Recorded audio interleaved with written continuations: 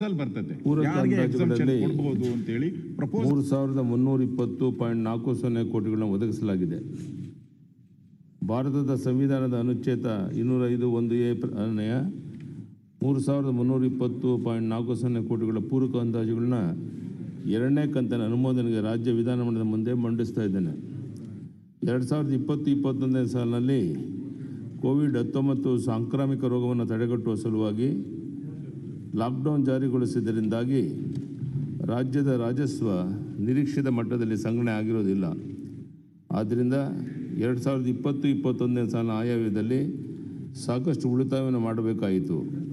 ಆದಾಗ್ಯೂ ಕೋವಿಡ್-19 ಸಾಂಕ್ರಾಮಿಕ ರೋಗವನ್ನು ತಡೆಗಟ್ಟಲು ಆರೋಗ್ಯ ಮತ್ತು ಕುಟುಂಬ ಕಲ್ಯಾಣ ಇಲಾಖೆ ಪರೀಕ್ಷಾ ಕಿಟ್ ಮತ್ತು ಔಷಧಿಗಳನ್ನು ಖರೀದಿಸೋದಕ್ಕೋಸ್ಕರ 205.40 ಕೋಟಿ, ಕೈಗಾರಿಕಾ ಘಟಕಗಳಿಗೆ ಮೌಲ್ಯಾಧಾರಿತ ತೆರಿಗೆ ಪಾವತಿಸಲು ಸಾಲವಾಗಿ 350 ಕೋಟಿ ಮತ್ತು ಲಾಕ್ಡೌನ್ನಿಂದ ನಷ್ಟದಲ್ಲಿದ್ದ BMTC ಮತ್ತು KSRTC ನೌಕರರಿಗೆ ವೇತನಕ್ಕಾಗಿ 168.75 ಕೋಟಿ ಒದಗಿಸಲಾಗಿದೆ.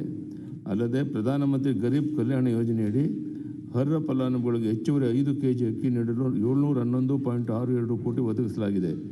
ಇದರಲ್ಲಿ ಭಾಗಶಃ ಕೇಂದ್ರದಿಂದ ಮರುಪಾವತಿ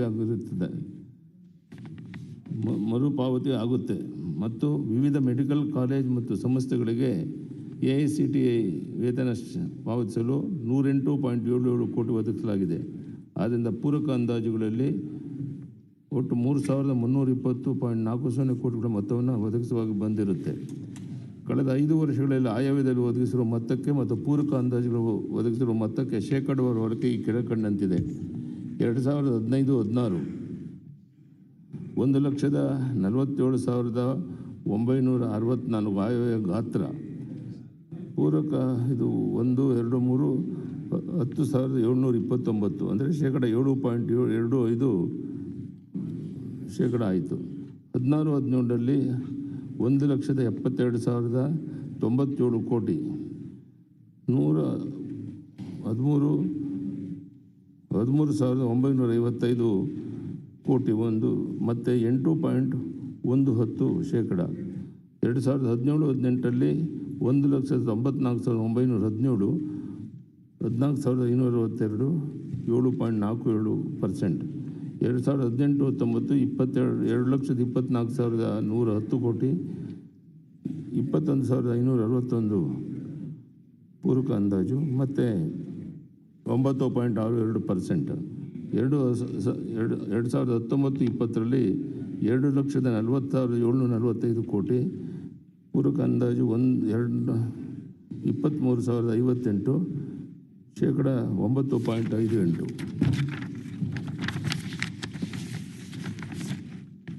2020-21ನೇ ಸಾಲಿನ ಆಯವ್ಯಯ ಗಾತ್ರ 2,44,733 ಕೋಟಿಗಳಲ್ಲಿ ಪೂರಕ ಅಂದಾಜುಗಳು 1 ಮತ್ತು 2ನೇ ಕಂತಿನಲ್ಲಿ ಒದಗಿಸಿದ ಒಟ್ಟು ಮೊತ್ತ 7,125 ಕೋಟಿಗಳಾಗಿದ್ದು ಅದು ಶೇಕಡಾ 2.99 ಆಗುತ್ತೆ.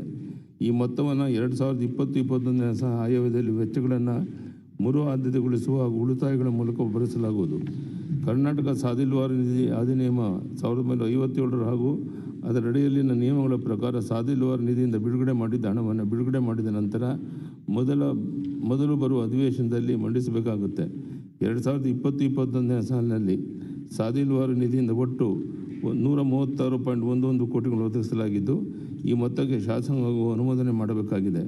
ಪ್ರಸಕ್ತ ಆರ್ಥಿಕ ವರ್ಷದಲ್ಲಿ ಪೂರಕ ಅಥವಾ ಹೆಚ್ಚಿನ ವೆಚ್ಚದ ಅವಶ್ಯಕತೆ ಉಂಟಾಗಿದ್ದರೆ ಅಂದಾಜು ಮಾಡಿದ ವೆಚ್ಚದ ಮೌಲ್ಯವನ್ನು ತೋರಿಸುವ ಮತ್ತೊಂದು ವಿವರಣೆಯನ್ನು ರಾಜ್ಯ ವಿಧಾನಮಂಡಲದ ಮುಂದೆ ಸಂವಿಧಾನದ ಅನುಚ್ಛೇದ 205(1)A ಅನ್ವಯ ಮಂಡಿಸಬೇಕಾಗುತ್ತೆ. ಅದರಂತೆ ಪೂರಕ ಅಂದಾಜುಗಳು ಒಟ್ಟು ಮೊತ್ತ 3,320.40 ಕೋಟಿಗಳನ್ನು ಮಂಡಿಸಲಾಗುತ್ತಿದೆ. ಇದರಲ್ಲಿ ರಾಜಸ್ವ ಖಾತೆಯಲ್ಲಿ 1,110.12 ಕೋಟಿಗಳು ಮತ್ತು ಬಂಡವಾಳ ಖಾತೆಯಲ್ಲಿ 2,210.28 ಕೋಟಿಗಳು ಆಗಿದೆ.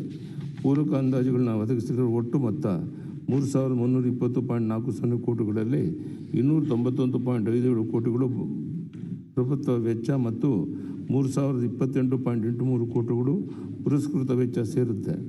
ಸಂಚಿತ ನಿಧಿಯಿಂದ ಹೊರಹೋಗುವ ನಿವ್ವಳ ಮೊತ್ತ 3,320.40 ಕೋಟಿಗಳಲ್ಲಿ ಇದರಲ್ಲಿ 346.22 ಕೋಟಿಗಳು ಕೇಂದ್ರ ಸಹಾಯಕ್ಕೆ ಸಂಬಂಧಿಸಿವೆ. ಇದರಲ್ಲಿ ಸಾದಿಲ್ವಾರ್ ನಿಧಿಯಿಂದ ಬಿಡುಗಡೆ ಮಾಡಿದ ಮೊತ್ತ 136.11 ಕೋಟಿ, ಮರುಭರಣ ಮಾಡಬೇಕಾಗಿರುವಂಥ ಹೊರಹೋಗುವ ನಿವ್ವಳ ನಗದು ಮೊತ್ತ 2974.18 ಕೋಟಿಗಳಾಗಿದೆ. ನಿವ್ವಳ ನಗದ ಹೊರ ಹರಿವು 2974.18 ಕೋಟಿಗಳಲ್ಲಿ 345.43 ಕೋಟಿಗಳು ನಬಾರ್ಡ್ ಮತ್ತು ಕೇಂದ್ರ ಸರ್ಕಾರದ ಮರುಪಾವತಿಯಾಗುವುದು. ಉಳಿದಂತೆ ವೆಚ್ಚದ ಸೂಕ್ತ ಪರಿಷ್ಕೃತ ಆದ್ಯತೆಯ ಆಧಾರದ ಮೇಲೆ ಭರಿಸಲಾಗುತ್ತೆ. ಈ ಕೆಳಗಿನ ಪ್ರಮುಖ ಯೋಜನೆಗಳಿಗೆ ಹಣವನ್ನು ಒದಗಿಸುವ ಅವಶ್ಯಕತೆ ಇದೆ. ಈ ಮೊತ್ತವನ್ನು ಪೂರಕ ಅಂದಾಜು ಸೇರಿಸಲಾಗಿದೆ. ಅನ್ನಭಾಗ್ಯ ಯೋಜನೆಯ ಪಡಿತರ ವಿತರಣೆ ರಿಯಾಯಿತಿ 711.62 ಕೋಟಿ. ಕೈಗಾರಿಕಾ ಘಟಕಗಳಿಗೆ ಮೌಲ್ಯಾಧಾರಿತ ತೆರಿಗೆ ಪಾವತಿಸುವ ಸಾಲ 350 ಕೋಟಿ. ಕರ್ನಾಟಕ ನೀರಾವರಿ ನಿಗಮ ನಿಯಮಿತಕ್ಕೆ 250 ಕೋಟಿ. ಕೋವಿಡ್-19 ರೋಗ ನಿಯಂತ್ರಣಕ್ಕಾಗಿ ಔಷಧಿ, ಪರೀಕ್ಷಾ ಕಿಟ್ ಹಾಗೂ ಯಂತ್ರೋಪಕರಣಗಳ ಖರೀದಿಗಾಗಿ 205.40 ಕೋಟಿ. BMTC ಹಾಗೂ ಇತರೆ ಸಾರಿಗೆ ಸಂಸ್ಥೆ ನೌಕರರಿಗೆ ವೇತನಕ್ಕೋಸ್ಕರ 168.75 ಕೋಟಿ. ಆಶ್ರಯ ಸಾಲ ಮತ್ತು ಬಡ್ಡಿ ಮರುಪಾವತಿಗೆ 155.06 ಕೋಟಿ. ರಾಷ್ಟ್ರೀಯ ಆರೋಗ್ಯ ಮಿಷನ್ಗೆ 150.10 ಕೋಟಿ. ಕೃಷ್ಣಾ ಮೇಲ್ದಂಡೆ ಯೋಜನೆಗೆ AABB 109.49 ಕೋಟಿ. ಧಾರ್ಮಿಕ ಸ್ಥಳಗಳಲ್ಲಿ ಮೂಲಭೂತ ಸೌಕರ್ಯ ಹಾಗೂ ವಸತಿ ವ್ಯವಸ್ಥೆ ತಿರುಮಲ ಇದಕ್ಕೋಸ್ಕರ 100 ಕೋಟಿ.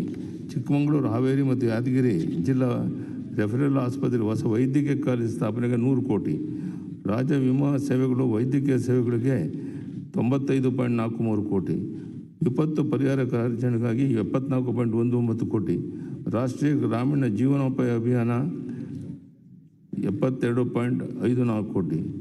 ಅರಣ್ಯೀಕರಣ ಪರಿಹಾರ ಕಾರ್ಯಕ್ರಮ 67.09 ಕೋಟಿ. ಒಟ್ಟು 2610.67 ಕೋಟಿ. ಇನ್ನಿತರ ಉದ್ದೇಶಕ್ಕಾಗಿ 709.73 ಕೋಟಿ. ಒಟ್ಟು ಪೂರಕ ಅಂದಾಜುಗಳ ಮೊತ್ತ 3120.40 ಕೋಟಿ. ಪ್ರಮುಖವಾಗಿ 2020-21ನೇ ಸಾಲಿನ ಪೂರಕ ಅಂದಾಜುಗಳು ಎರಡನೇ ಕಂತಿನಲ್ಲಿ ಕೋವಿಡ್-19ಗೆ ಸಂಬಂಧಿಸಿದ ಕೆಳಕಂಡ ಪೂರಕ ಅಂದಾಜು ಒದಗಿಸಲಾಗಿದೆ. ಕೋವಿಡ್-19 ಸಾಂಕ್ರಾಮಿಕ ರೋಗವನ್ನು ನಿಯಂತ್ರಿಸಲು ಆರೋಗ್ಯ ಮತ್ತು ಕುಟುಂಬ ಕಲ್ಯಾಣ ಇಲಾಖೆ ಯಂತ್ರೋಪಕರಣ, ಪರೀಕ್ಷಾ ಕಿಟ್ ಮತ್ತು ಔಷಧಿ ಖರೀದಿಸುವುದಕ್ಕೆ 250.40 ಕೋಟಿ ಮತ್ತು ಕೋವಿಡ್ ರಿಸ್ಕ್ ಭತ್ಯಕ್ಕಾಗಿ 52 ಕೋಟಿ ಒದಗಿಸಲಾಗಿದೆ. ಪ್ರಧಾನಮಂತ್ರಿ ಗರೀಬ್ ಕಲ್ಯಾಣ ಯೋಜನೆಯಡಿ ಅರ್ಹ ಫಲಾನುಭವಿಗಳಿಗೆ ಹೆಚ್ಚುವರಿ 5 ಕೆಜಿ ಅಕ್ಕಿ ನೀಡೋದಕ್ಕೋಸ್ಕರ 711.62 ಕೋಟಿ ಒದಗಿಸಲಾಗಿದೆ. ಇದರಲ್ಲಿ ಭಾಗಶಃ ಕೇಂದ್ರದಿಂದ ಮರುಪಾವತಿ ಆಗುತ್ತದೆ.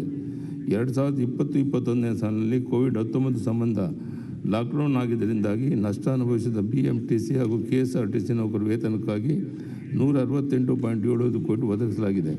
ಭಾರತದ ಸಂವಿಧಾನದ 205(1) ಅನುಚ್ಛೇದದ ಪ್ರಕಾರ ಪೂರಕ ಅಂದಾಜುಗಳನ್ನು ರಾಜ್ಯಪಾಲರು ಅನುಮೋದನೆ ಮಾಡಿದ್ದು ವಿಧಾನಸಭೆ ಮುಂದೆ ಮಂಡಿಸಬೇಕಾಗುತ್ತದೆ. ಇದರನ್ವಯ 2020-21ನೇ ಪೂರಕ ಅಂದಾಜುಗಳ ಎರಡನೇ ಕಂತನ್ನು ವಿಧಾನಸಭೆ ಮುಂದೆ ಅನುಮೋದನೆಗೆ ಮಂಡಿಸಲಾಗ್ತಾಯಿದೆ. ಮಾನ್ಯ ಸಭಾಧ್ಯಕ್ಷರೇ, ಚರ್ಚೆ ಆದಮೇಲೆ ತಾವೇನಾರು ಯಾರಾದರೂ ಮಾನ್ಯ ಅಧ್ಯಕ್ಷರೇ,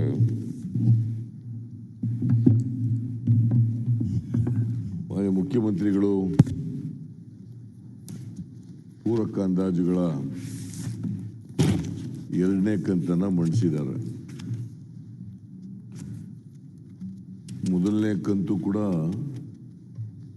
ಸುಮಾರು 4,008 ಕೋಟಿ ರೂಪಾಯಿಗಳಿಗೆ ಮಂಡಿಸಿದರು. ಈ ಸಾರಿ 3,320 ಕೋಟಿ 40 ಲಕ್ಷ ರೂಪಾಯಿಗಳಿಗೆ ಮಂಡಿಸಿದ್ದಾರೆ. ಇದರಲ್ಲಿ ಎರಡೂ ಪೂರಕ ಅಂದಾಜುಗಳಿಂದ ಈ ಆರ್ಥಿಕ ವರ್ಷಕ್ಕೆ 6,312 ಕೋಟಿ ರೂಪಾಯಿಗಳು 6,312 ಕೋಟಿ ರೂಪಾಯಿಗಳು cash outgoing from the treasury. ಈ ವರ್ಷ ತೆರಿಗೆಗಳು ಕೂಡ ಸರಿಯಾಗಿ ವಸೂಲಾಗಿಲ್ಲ. ಕಳೆದ ವರ್ಷಕ್ಕಿಂತ ಈ ವರ್ಷ ಭಾಳಷ್ಟು ತೆರಿಗೆಗಳು ಕಡಿಮೆಯಾಗಿದ್ದಾವೆ. ಇದನ್ನ ಸಾಮಾನ್ಯವಾಗಿ ಪೂರಕ ಅಂದಾಜುಗಳು ಯಾವಾಗ ಬರ್ತದೆ? ಹೊಸ ವಿಷಯಗಳು, ಹೊಸ ಸರ್ವಿಸಸ್ಗಳು ಬಂದಾಗ, ನ್ಯೂ ಸರ್ವಿಸಸ್ ಬಂದಾಗ, ಮತ್ತು ಒಂದು ಇಲಾಖೆಗೆ ನಾವು ಕೊಟ್ಟಿರ್ತಕ್ಕಂಥ ಅನುದಾನ ಸಾಲದೆ ಹೋದಾಗ,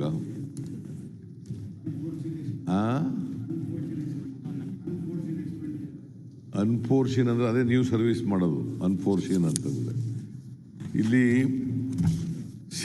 ಸೀನ್ ಆಗಿರವೇ ಇದ್ದಾವೆ, ಅನ್ಫೋರ್ಸಿನ್ ಅಲ್ಲ, ಗೊತ್ತಿರವೇ ಇದ್ದಾವೆ. ಸರ್, ಇಷ್ಟು ದುಡ್ಡು ಹೆಂಗೆ ನೀವು ಇದನ್ನು ಭರಿಸ್ತೀರಿ? ಯಾವ ಬಾಬ್ಗಳಲ್ಲಿ ಕಡಿಮೆ ಮಾಡ್ತೀರಿ?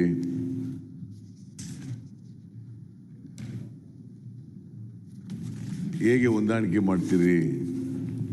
ಇನ್ನೂ ಒಂದು ಕಂತು ಬರ್ತದೆ, ಇನ್ನೂ ಒಂದು ಕಂತು ಬರ್ಬೋದು ಅಥವಾ 2 ಕಂತು ಬರ್ತಾವೋ ಗೊತ್ತಿಲ್ಲ ನನಗೆ. ಈ ವರ್ಷಕ್ಕೆ ಇನ್ನೂ ಒಂದು ಕಂತು ಬರ್ಬೋದು ಅಥವಾ 2 ಕಂತುಗಳು ಬಂದರೂ ಬರ್ಬೋದು. ಇಷ್ಟು ದುಡ್ಡನ್ನು ಹೇಗೆ ನೀವು ಮಾಡೋದು? ತೆರಿಗೆನೂ ಸರಿಯಾಗಿ ವಸೂಲಾಗ್ತಾ ಇಲ್ಲ, GSTನಲ್ಲೂ ನಿರೀಕ್ಷಿಸಿದಷ್ಟು ದುಡ್ಡು ಬರ್ತಾ ಇಲ್ಲ. ಯಾವ ಮೂಲದಿಂದ ಕ್ರೋಢೀಕರಣ ಮಾಡ್ತೀರಿ ಅದನ್ನು ಎಕ್ಸ್ಪ್ಲೈನ್ ಮಾಡಬೇಕು. ಆಮೇಲೆ ಹೆಚ್ಚಾಗಿ ಇಲ್ಲಿ ಅಭಿವೃದ್ಧಿಗೆ ಹೋಗ್ತಕ್ಕಂಥದ್ದು ಭಾಳ ಕಡಿಮೆ. ಜಾಸ್ತಿ ಹಣ ನಿಮಗೆ 2838 ಕೋಟಿ ಕ್ಯಾಶ್ ಔಟ್ ಗೋಯಿಂಗ್. ಅದರಲ್ಲಿ ಹೆಚ್ಚಾಗಿ ಸಂಬಳ, ಸಾರಿಗೆಗಳು ಇವಕ್ಕೇನೆ ಹೋಗ್ತಾ ಇದ್ದಾವೆ. ಈ ಬಜೆಟ್ ತಯಾರು ಮಾಡುವಾಗ ಒಂದು ವರ್ಷಕ್ಕೆ ಎಷ್ಟು ಸಂಬಳ ಬರ್ತದೆ ಅಂತ ಗೊತ್ತಿರಬೇಕಲ್ಲ. ನಮ್ಮಲ್ಲಿ ಎಷ್ಟು ಜನ ಎಂಪ್ಲಾಯೀಸ್ಗಳಿದ್ದಾರೆ, ಎಷ್ಟು ಜನ ಸಂಬಳ ಕೊಡಬೇಕು, ಅವ್ರಿಗೆ ಎಷ್ಟು ಖರ್ಚಾಗುತ್ತೆ, ವರ್ಷಕ್ಕೆ ಎಷ್ಟಾಗುತ್ತೆ, ಮತ್ತು ಪ್ರತಿ ಕಂತಿನಲ್ಲೂ ಕೂಡ ಸಂಬಳ ಸಾರಿಗೆಗಳಿಗೆ ಅಂತಂದರೆ ಅದೇನದು ಬಜೆಟ್ ತಯಾರಿಕೆನಾ ಅಲ್ಲ ಏನದು? ಇವರಿಗೆ ಕರೆಕ್ಟಾಗಿ ಪೆನ್ಷನ್ನು, ಸ್ಯಾಲ್ರಿ ಇವಕ್ಕೆ ನಾನು ನೋಡಿದೆ. ಈಗ ಯಡಿಯೂರಪ್ಪನವ್ರು ಹೇಳಿದ್ರು ಮೊನ್ನೆ, ಆ ಪೆನ್ಷನ್ಗಳೆಲ್ಲ ನಿಂತೋಗ್ಬಿಟ್ಟಿದ್ದಾವೆ, ಸ್ಕಾಲರ್ಶಿಪ್ಗಳೆಲ್ಲ ನಿಂತೋಗ್ಬಿಟ್ಟಿದ್ದಾವೆ. ಅವ್ಯಾವು ಕಾಣಿಸೋದಿಲ್ಲ ಇಲ್ಲಿ ಸಪ್ಲಿಮೆಂಟ್ರಿನಲ್ಲಿ ಕೊಡೋಕ್ಕೆ. ನೀವು ಎಲ್ಲಿಂದ ಕೊಡ್ತೀರಿ? ಯಾಕಂದ್ರೆ ಅದನ್ನ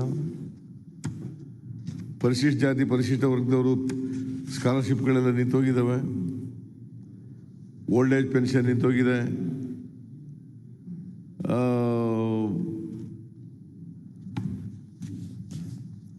ವಿಧವಾ ವೇತನ ನಿಂತೋಗಿದೆ.